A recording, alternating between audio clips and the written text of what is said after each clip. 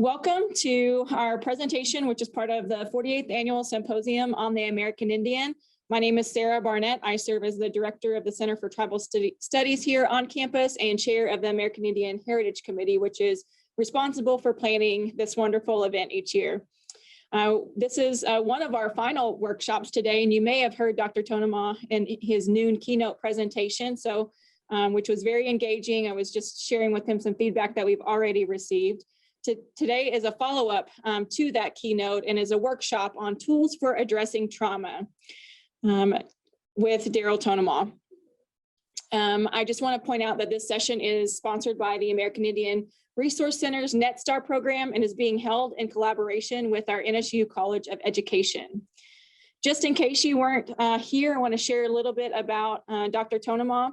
Darryl Tonemah is Kiowa, Comanche, and Tuscarora. He has a PhD in counseling psychology and cultural studies, a master's degree in community counseling, and 3 Bachelor of Science degrees. He has sat on numerous state and national boards addressing disparities in education and healthcare among the Native community, including the Oklahoma Cancer Network, the Cherokee Cancer Coalition, establishing the Intertribal Diabetes Coalition, and the Oklahoma Intertribal Cancer Coalition, the United National Intertribal Youth Diabetes Initiative, and he has served on the ADA Board of Directors, as well as Research Policy Committee and the Native American Initiatives Committee. That is a mouthful. I don't know how he has time to do any public speaking projects. He's done extensive work training hospitals, clinics, universities, corporations, and schools in the US and Canada on trauma and its relationship to behavior and health. He's the owner of Tonemah Consulting Group, an organization dedicated to increasing wellness in Native communities.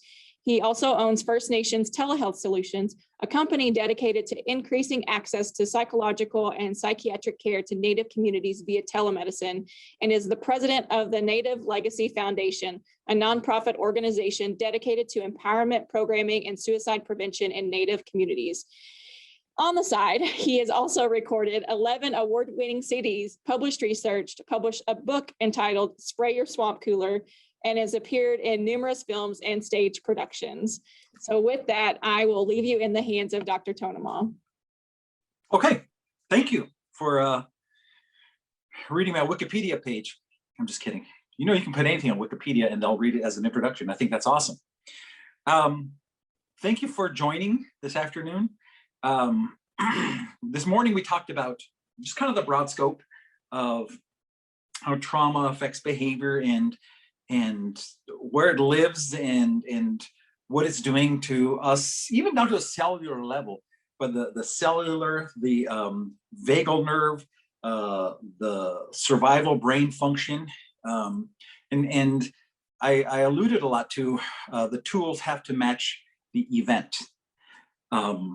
That I've had a lot of conversations with folks that just feel like I was having those same conversations over and over and over again as they were related to a trauma event.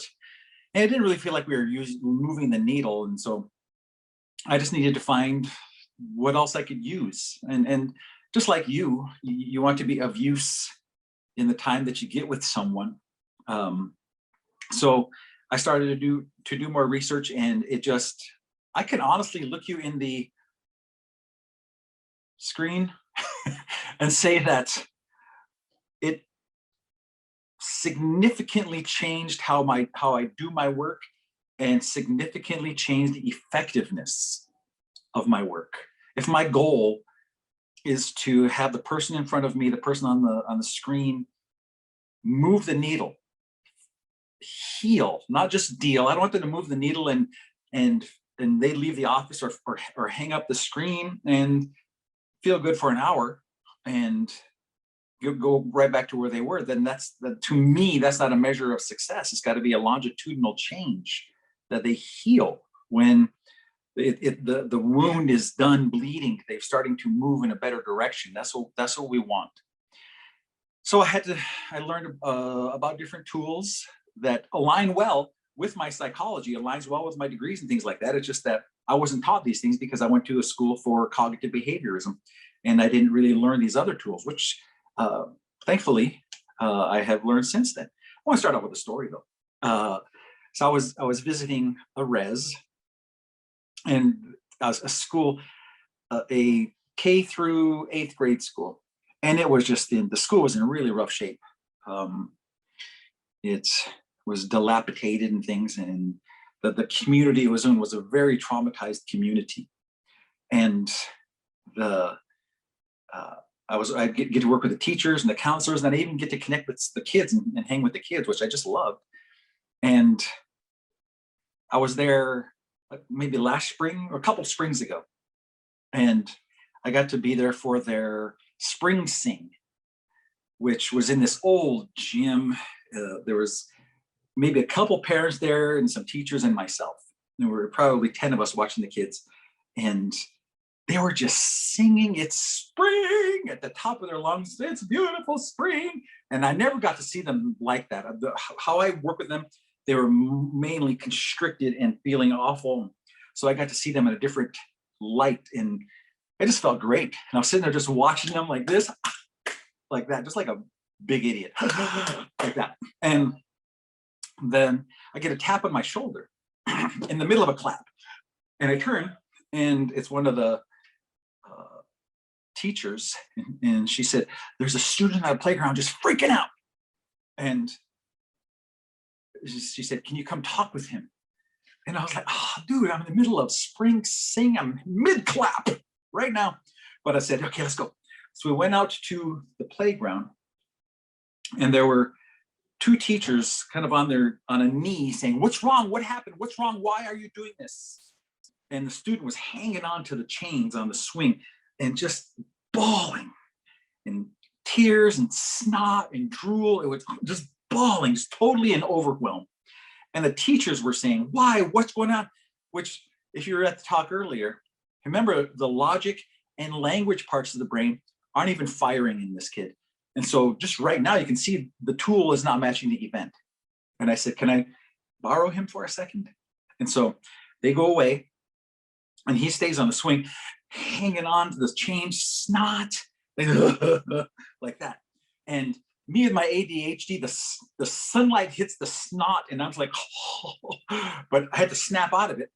And I sit next to him. So we start our work right now. He's going to need to borrow my safety. He's going to need to borrow my safety, because right now he's void of it. And a child always looks to an adult. Social referencing is called. Always looking to adult to see, how am I to be in this moment? And if there's not a healthy, well, safe adult in the vicinity, then the child stays activated. So they're trying to borrow safety. They're looking around. You think about when you see your kids when they were toddlers, when they fell on the ground, the first thing they did was look around for the adult to see, should I be crying right now? Because if you're freaking out, I'm gonna freak out and I'm gonna cry. But if you're cool, I'll stay cool. It's just hardwired in us. So I take care of myself first. And I sit in the swing next to him, and he's still bawling snot. And I said, "This is a big one."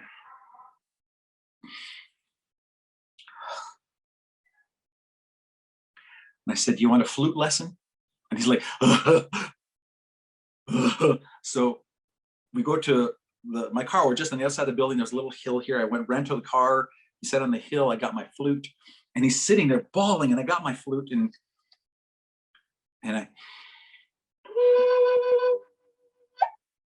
I just blow on it just to get his attention. And I'm still breathing real slow. I'm using prosody, which is a sense of calm, and using my voice to create a sense of genuine calm. I can't tell him that I'm calm because his vagus nerve doesn't care about my words. I have to show it. I have to be it. So he's sitting next to me.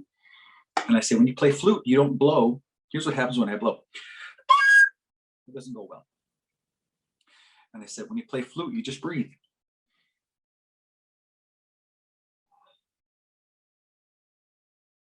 And I said, "That's your first lesson, is you got to breathe." I wasn't even saying, I didn't ask him why, what, where, how, anything like that. I just wanted him to connect, to feel safer. And so I said, "Just breathe with me. Every time you see me breathe, just breathe in." And he's like that, because he's still bawling snot. Okay. And so I breathe and I say, just as long as you see me hear a note, you do this. So he breathes in.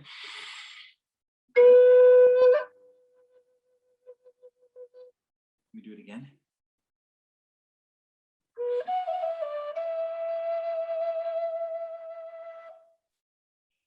Again.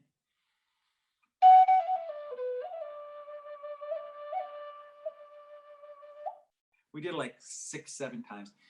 You can see him start to deflate. It was still snot. And here's where the whole thing almost fell apart. I said, do you want to try it? Snot? I could just imagine the bubbles coming out. I just gave him, this isn't that flute. I gave him that flute. So he takes it and he does this. And I said, no, remember control.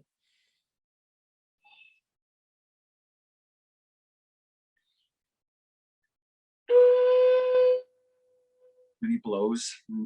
And I said, now lift a finger.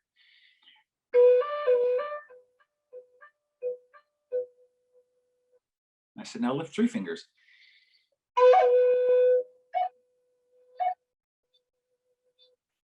Then lift 3 fingers, then put 1 down.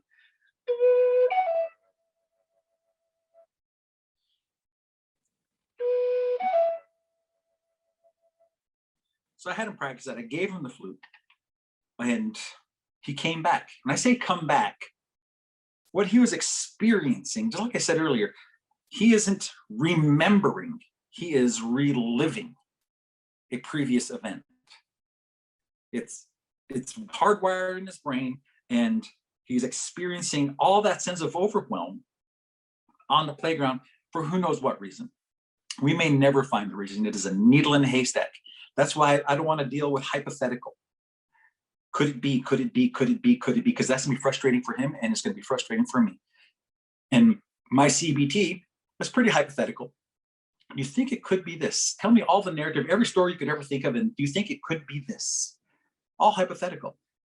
In that moment, I want to deal with the facts. The facts are, he can't breathe. His heart's pounding, he's hot, he's tingly. Those are the facts. And those things are controlled by the vagus nerve in the center of the brain that about his survival. For some reason, those things got lit up. And here's what it looks like right now. So we could spend the next couple hours me trying to talk him off the ledge, or we could spend the next 5 minutes and give him a sovereign moment and create heart rate variability. So heart rate variability is really a standard measure for stress, how the body's functioning, how the vagus nerve is functioning, how the limbic system's functioning. Heart rate variability is one of the key indicators of that the body's functioning well. So our heartbeats there's variability, it changes with every beat. They're all not the same. And it was discovered that the more they're the same, the more stressed the person is. And the lack, listen to this is amazing. The lack of heart rate variability led to so many physical and psychological disorders. We're connected to diabetes, cancers, anxieties, stress, so many things were connected to the lack of heart rate variability. And so creating variability, the duration between beats is not always the same, was actually one of the indicators of it working on our behalf. Simple breathing like that creates heart rate variability. What we did wasn't about the flute lesson. It was about the breathing. And the research that I kind of connected to the most for HRV creating heart rate variability was a 3 count in through the nose. So when you breathe in through the nose, there's baroreceptors in the neck, which measures your blood pressure. So you breathe in through the nose, the baroreceptor said, dude, we're jacked up right now. And also a nasal inhale has so many other things connected to it, some memories and smells and things like that. And then it activates the sympathetic system, the part of your body that gets you jacked up. Then you pause for a second, and then a twice as long exhale. So I do a 7 count. It doesn't have to be seconds, but just a count. 3 counts in, pause, and the 7 counts out, like you're blowing out a candle. So here's what's occurring when we exhale. We're activating the parasympathetic system, which is the opposite system. Here's the autonomic, it's like a fulcrum. And sympathetic, excited, parasympathetic, calm. So when you inhale, with all the stuff that's going on, you activate the sympathetic. When you exhale, you're activating the parasympathetic and also releasing acetylcholine, which helps the body in so many ways, but it helps slow the heart rate. So you are creating heart rate variability.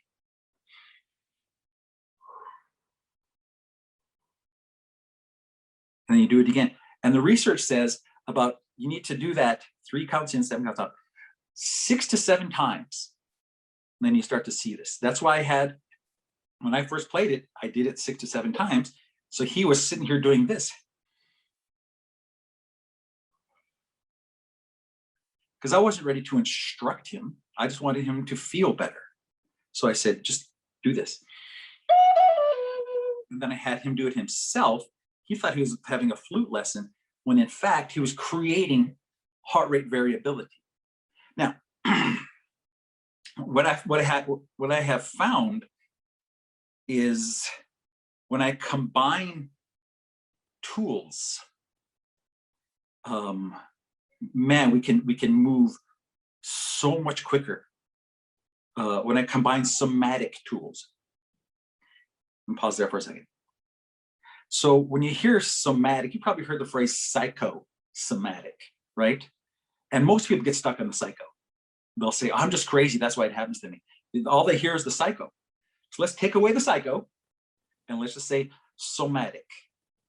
So somatic is just information from the body and connected to the vagus nerve, which I'll talk about next. But there's so much information coming up and into the vagus nerve. Has actually been called the second brain, because it works so intimately with the brain that's in your head to give you the information from the body to know how to behave, to know how to react, to know how to survive. So if I get this information, it's all uncomfortable, then, and I've had a history of traumas, I just panic, I freeze, I get angry, I have an anxiety attack. So this information comes this way. So what we're trying to do is learn the somatic before we label that. Increase our somatic literacy. What information is your body giving you? And so once I start working with folks and we start talking about the information that the body's giving you. Now, my addiction, I just feel like having a drink. What does having a drink feel like? Where is it? It's a tightening in my stomach. I've had this conversation. Right here, they'll say it's right here. There's a tightening, and they call it's my alcoholism. This tightening in your stomach is not alcoholism. It's a discomfort that you've used alcohol to address, but it's not your alcoholism. What it is somatic information that you've labeled that. We have tools to address that. So what we do then is we get to know the body better. So we start from the toes to the head, toes to the nose. Because I'll have them wrinkle their toes and relax, wrinkle the toes and relax. Why something so silly that's not asking any questions? Because trauma is kind of a jerk, and it separates where it should integrate, and it integrates what should be separated. So it integrates this snapshot with the sense of overwhelm. They become one. The smell, the taste, all the sensory input, it connects that with the sense of overwhelm. So this equals this. And it separates the mind from the body, because so many things are overwhelming. So I have trouble attending to it. I've worked with folks that they had no idea that their body was doing these behaviors until I pointed it out, that what is your foot doing? And they didn't know their foot was moving and their hands were doing this. It separates the mind from the body. So part of trauma work, any good trauma work, is going to be, let's start leaning into that information that the body's giving you. Let's start leaning into that information that your body's giving you. And you're getting inundated with somatic information 24 hours a day, whether you know it or not. You're having some right now.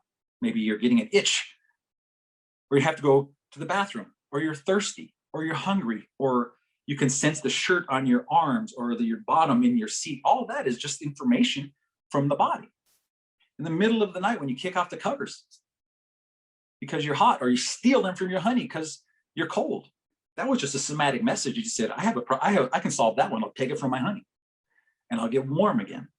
It's just somatic information. But what happens with trauma is we mislabel and relabel, and we don't understand the somatic information. So it all leads to what we call trauma responses. Overwhelm. I was working with a gentleman, and he had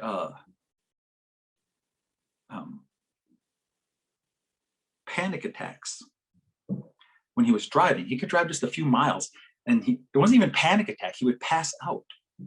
He said his arms would feel heavy, and then he'd have to pull over the side of the road. And probably 10 years previous, before he and I started seeing each other, he had a blood clot and was driving and had to pull over the side of the road, almost knocked out, and dialed 911. And the next thing he knew, he woke up in the ambulance. And I thought, my first thought was, oh, his body fired and wired being behind the wheel. And this survival technique, he doesn't do it on purpose. It's not a conscious cognitive behavior. His body just fired and wired that this equals I need to check out, I need to dissociate. So I thought, well, that's got to be the smoking gun. And as we kept talking, he said that when he was younger, you remember back in the day, you could stand in the front seat as a toddler and play with the radio and give your dad a noogie while he was driving. Remember those days? So he was doing that when he was like 2, and then they hit a tree. And he said, next thing I woke up and I was in an ambulance on a gurney next to my father. And I thought, wow, this guy's got a lot of history with blacking out while in a vehicle. And then he went on to say another time, he was with his mother. His mother was driving. And he said, the last thing I could hear was screeching tires, and we were T-boned on his side, on the passenger side. And he said, guess where he woke up? In the ambulance. So I thought, man, this guy has a lot of history of this. So I just wanted to see what his body was holding. And so I thought, let me combine some cognitives and some somatic. And so I said, well, let's close your eyes for a second. And so he closed his eyes, and I'll just tell you exactly what I do with patients is I'll have them push their feet hard in the floor.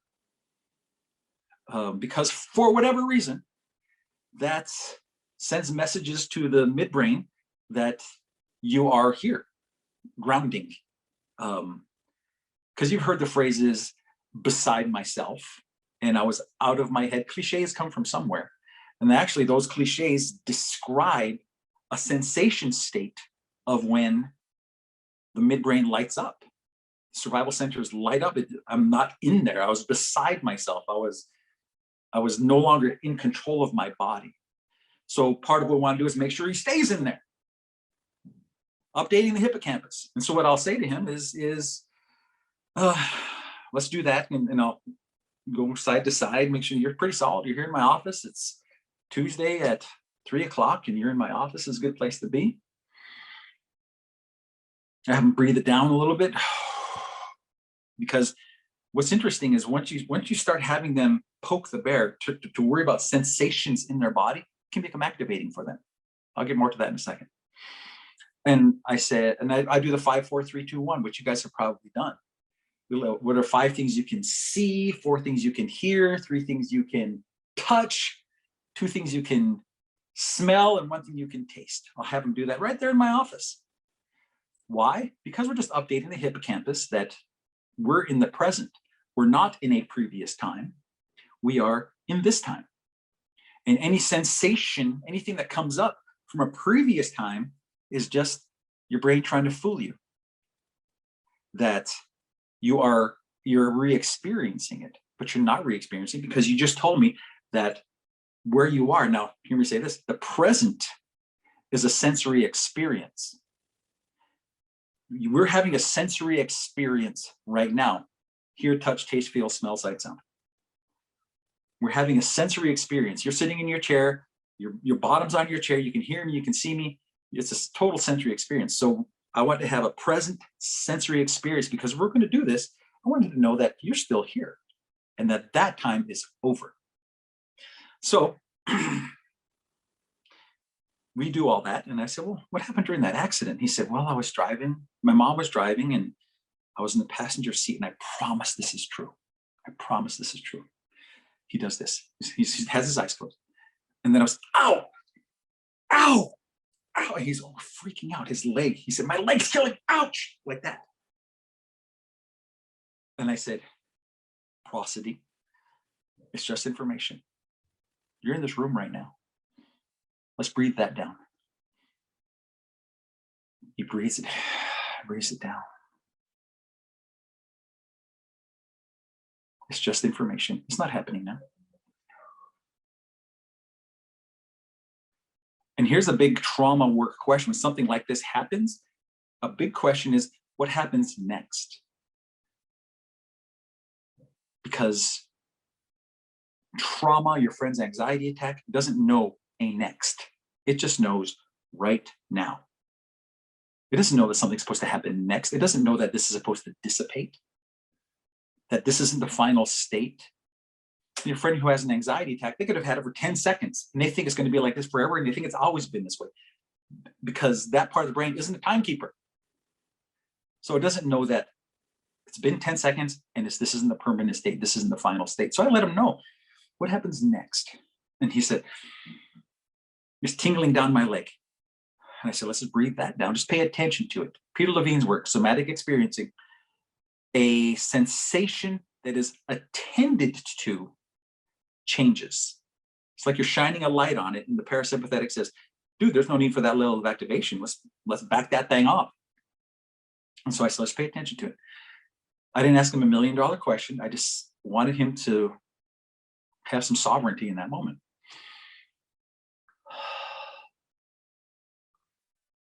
He comes back, he's back in the room, everything dissipated, and he looks at me wide-eyed. And he said, I just realized this moment that car hit us. And you know those old cars with the big doors, they had that long door handle right here? He said, that handle came in right here on my leg. And I could feel it right here, right now. At a cellular level. Pick up this book. I don't get any money for showing you this book. I just love it. The Body Keeps the Score by Bessel van der Kolk. The Body Keeps the Score. Trauma can affect us at a cellular level. That's why me having this conversation, telling me all about these awful things, I don't know how that affects the cellular level. What if it happened prenatally? How was my having a conversation? Are you going to say something? You know, that time I was in the womb, they don't have access to that information. What would happen when you were 1 year old? You were left cold, or you were dropped, or there was abuse in the home. You're not going to have access, cognitive access to that information. What you have access to is how the body bears the burden. That's our entry point. That's where we can, that's factual information. My body feels like this, because I'm not going to say you're lying about that. That's not the truth. Do you think you're not experiencing that? No, their body bears that burden, and we have tools to help start addressing that. So going back to what I was saying about 10 minutes ago, I have them start at the feet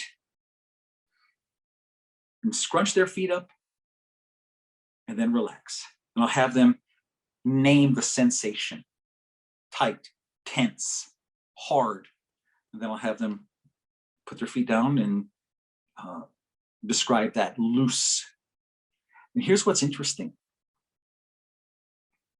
For folks who've had a lot of trauma, this may be the first time they've been introduced to their bodies.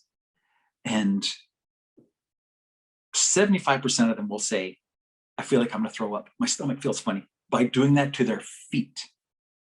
Because it's the first time they're paying attention to their body, and their vagus nerve says, what is going on here? What is this information? And I'll say, it's just information. Let's breathe that down. And I've spent 2 sessions going from the toes to the nose with a patient because their body kept fighting them. And so we had to just kind of breathe it down, create safety, breathe it down again. But ultimately, when you get through the body, you can go through it again real quickly because it's not overwhelming to them anymore. The information wasn't overwhelming to them anymore. But what that does in Levine's work then is connecting the mind and the body, reintroducing the two. And I've had people tell me that one of the 4 horsemen of trauma is numbing. You remember hyperarousal, constriction, dissociation, and numbing. One of the 4 horsemen is the numbing. And numbing was actually, I thought, well, that's kind of a fluffy term. But then knowing that the empathy centers of the brain shrink, so they don't know how to feel. And they struggle with knowing how to feel, or even knowing the sensations of sadness or happiness, and have trouble understanding that other people have those. They don't know how to feel, and they don't know how other people feel, as well as numb locations on the body. And I've worked with folks that have described that maybe they can't feel their legs. They haven't been able to feel their legs for 30 years after an abusive event. And the doctors told them that it was psychosomatic, but all they heard was psycho. They said the doctor said I was crazy. And I said, no, your body's trying to protect you. Remember, this is the sensation center of the body, the part that gets lit up. So it's there to protect you. Your brain's there to protect you. So it just says that is, well, if I give you this information, that's overwhelming. So let's just cut off that sensation base. So what we do then is lean up against it. We lean up against it with tools to help them become sovereign, slowly moving the needle, healing, moving the needle, moving the needle. There are, and there's also vagal tools, vagus nerve tools. If you guys are familiar with the vagus nerve, I think we need to know much more about the vagus nerve. My favorite text on it, I don't have it here next to me, is Stephen Porges' Pocket Guide to Polyvagal Theory. I love that book because it talks so much about just simple tools that we can help start diffusing the stress centers of the brain. We can create heart rate variability. But let's talk a little about the vagus nerve, that it's one of the 12 cranial nerves, and it's the longest of the cranial nerves, the second longest nerve center in the body behind the spinal column. And there's a dorsal and a ventral vagus nerve. And one kind of controls everything from the diaphragm up, and the other one from the diaphragm down. And one is much more social, and the other one's much more constriction and survival. And so if we have a lot of stresses and traumas, the constriction and survival one becomes the cheese. And so it's meandering. It goes through every major organ in the body and ends in the pit of the stomach. That's why it's not coincidental when people say, my stomach, that's the vagus nerve saying, what is going on here? Because it operates just south of consciousness. And it's just measuring the environment. And if the environment has a threat, it says, let's survive this. And the message that it gives is to the stomach. Now, it takes this information in 80% of the lanes of the vagus nerve go north, south to north. So it's informing my cognitive responses. But by the time it gets to that point, my actual thought processes are probably offline. So I'm already running down the road. I'm sprinting down the road because I had to get out of there. I had to survive. So there's things that the vagus nerve does. Let me just say that it is critical to have good vagal tone for good health. It affects anything you can think of health-wise. There's a vagal note in there somewhere. It's connected to everything, not just physical health, but mental health. The vagus nerve sits right there in the center of that. So I encourage you guys to pick up Porges's book. I don't get any money for telling you about that book. I just think it's a great book and it's a good resource. And I think we need to know more about these things. So there are things that help with vagal tone. The vagus helping us in good ways. One is positive social relationships, that sounds fluffy, but if the vagus nerve is measuring my environment and are people around me safe, are people around me for me, or are they against me? And you walked into rooms where it felt like, dang, something's going on in this room. I want to get out of here. It just feels weird. It doesn't feel positive. Positive social relationships actually help with vagal tone if they're done consistently. They had people meditate on the people they love in their lives, or the people significant in their lives, focusing on the good things about your wife, your kids, your coworkers, the people who are in your first circle, kind of connecting to them. And they found that the people who did that, as even compared to people who just meditated, just kind of sat and hung and thought about meditative things, when they focused specifically on the relationships, they created more heart rate variability than the people who just meditated or didn't do anything. So because we started framing the relationships in our lives in good ways and pursued better relationships in our lives, it helps with vagal tone. This one I think is interesting. Hold on a second. And I use this a lot. Cold. Exposure to cold is almost like a jump starting the vagus nerve. You've probably seen it in movies. You saw Christmas Story, remember when Ralphie was cussing and his mom took him upstairs and splashed water on his face, cold water on his face. Cold water on the face can actually stimulate the vagus nerve. Having ice water in a sink and dipping your face in water for 5 seconds, doing it 3 times, that's 15 seconds. Let's say you have 5 seconds between those, that's 30 seconds. That's 30 seconds. You should see how quickly that works. And for someone who's having an anxiety attack, having them do that, it just snaps the vagus nerve right back online. And they'll say, I feel better. I've done that and it's been unbelievable. If you're not comfortable dunking people's faces in water, what I have to do, like at schools, I'll have them take a cold cloth or wet a cloth and wring it out and put it in the freezer, just leave it in the freezer.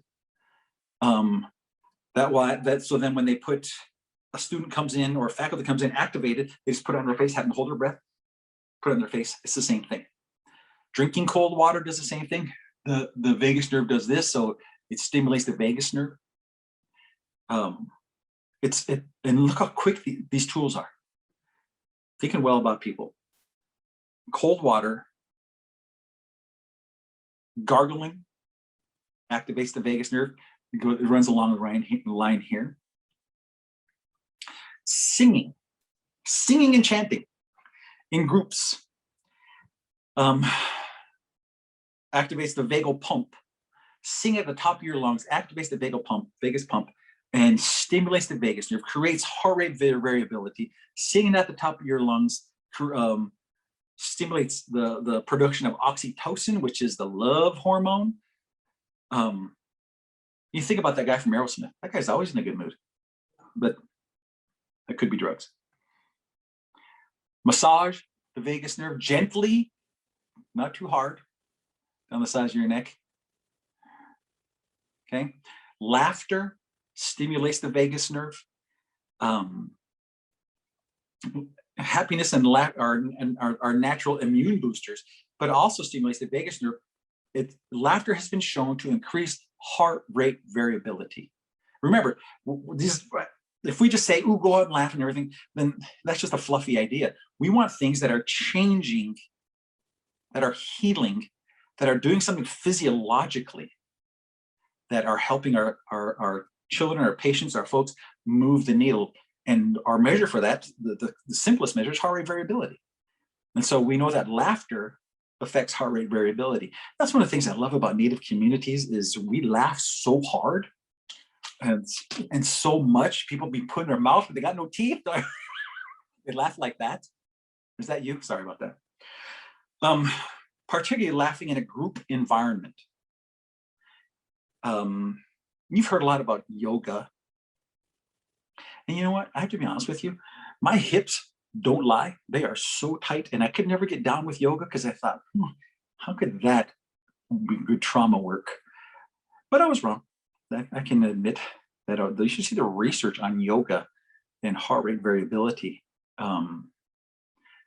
It produces GABA, which is just a long, smart word, but it's a calming neurotransmitter in your brain. So it stimulates the vagal efferent fibers, which then activates the parasympathetic system. So particularly yoga that focuses on the breath, particularly the exhale. Because remember, the inhale is the sympathetic, the exhale is the parasympathetic, the calming part. Breathing deeply and slowly, like a flute breathing.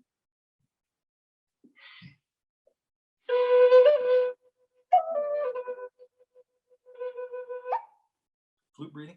You remember the story about the flute and how people would fall in love with a flute player? Hey, be strong. I better quit playing for now. Breathing deeply and slowly creates heart rate variability. Exercise creates heart rate variability. Supports brain mitochondria, and there's just a lot of good things with exercise. And it doesn't have to be a tough mudder. You don't have to go and do the impossible thing. It's just a walk can affect heart rate variability and vagal tone. And learning to relax, letting the vagus nerve do what the vagus nerve does. And this is something that I've learned probably in the last 10 years. I've tried to learn how to do nothing. And I'll say that I'll come home from a talk or work or something like that, and I'll tell the family, I'll go upstairs and do nothing for a half hour. And they get it. And I'll just lay there. And the first time I started, it didn't go well because my feet were doing this the whole time. But then I did the somatic work, experiencing work, and I just went toe to head. And what information am I getting, and how can I breathe that down and really practice it? And I practice more and more and more and more. And the more you practice this with yourself, the somatic, understanding it, not being afraid of it, not even labeling it as anger, fear, excitement, not even keeping those cognitive labels to the side and using sensory labels, tight, tense, tingly. Here's the information. My heart is, my chest is tight right now. My arms are tingly right now, things like that. And then just focusing on it, not saying I must be, which is the cognitive. We're staying in the somatic, because once we get this harnessed, it's going to make that work that much better and that much easier. Because remember, the somatic and then the cognitive. They're both great. They're both wonderful, and they are both us. So we need to learn all of these things. Now, in the last couple of minutes here,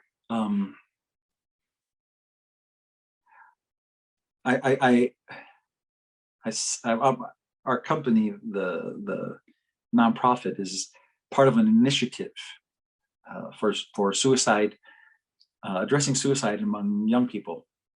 And I hope you know my heart that I don't want to have a program just for the sake of having a program. That's just a waste of time. I want something that's going to move a needle that saves lives. And there was research out of Johns Hopkins that found that culture was the number one thing that prevented suicides in the Native population, which is a complicated statement because how do young people understand culture? How important is culture to them? Are they involved in subcultures, which we've had conversations about, from skateboarding to Dungeons and Dragons? But what a culture does is create a sense of community, of connectedness, of meaning for a person, and behaviors of that culture are actually can help with vagal tone. You just think about Native cultures, for example. Dancing together is movement in synchrony. So trauma is an asynchronous event. Here's our life going along like this, and then there's a car accident, there's abuses. It's an asynchronous event. So creating synchrony, again, is a healing process.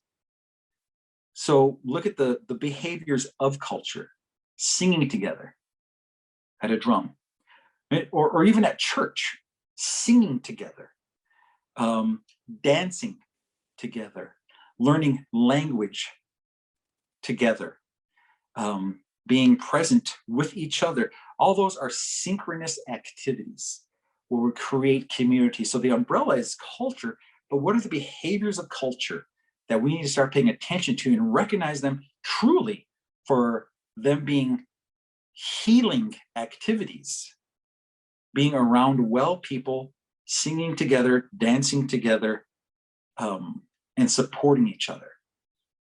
If we look just at the zebra, if you go back to my talk earlier, that ran into the middle of the community, and the community surrounded the zebra to make sure that the zebra was safest. Because we suffer in silos and we heal in community. I'm gonna say that again, it sounds smart. We suffer in silos and we heal in community. It's just not a cool thing to say. It's fact, it's what we know. And so what we can do as we're coming out of COVID season is run toward community, create communities of healing that we support each other and lift each other and take care of each other. Now I wanted to leave a few minutes here at the end. If anybody, well, let me give you my email, actually, because usually people have questions that, my email is DP, Darryl Parker, DP Tonemah, Tonemah, @gmail.com. Now I'm reading the transcription. It left. So if you have any questions or comments or thoughts, you can, I think we have time for you to shoot some out now, or you can just shoot me an email if you'd like. That'll be your call. So thank you, my friends, for your time and your attention, and let's take care of each other. Dr. Tonemah, I really love that last quote. I was actually trying to get it plugged onto my Facebook real quick as my quote of the day. So I will be sure and credit you for that. What was it? Smart. Yeah. the suffering in silos, but healing in communities, because I think that's so important. And you made the connection to what we've experienced with COVID and have felt very siloed, and we have experienced trauma and loss and grief and all these things. There is a question about whether this presentation will be recorded and available. It is recorded, it's being recorded. And as soon as we get it transcribed or closed captioned properly, we'll have to go back and correct all those things, and then we can release it. However, if you want it before we make it publicly available, we can give that to you individually. So just email tribalstudies@nsuok.edu. And you can request, just let us know which one you want, because we have recordings for all of the sessions that have taken place over the course of the week.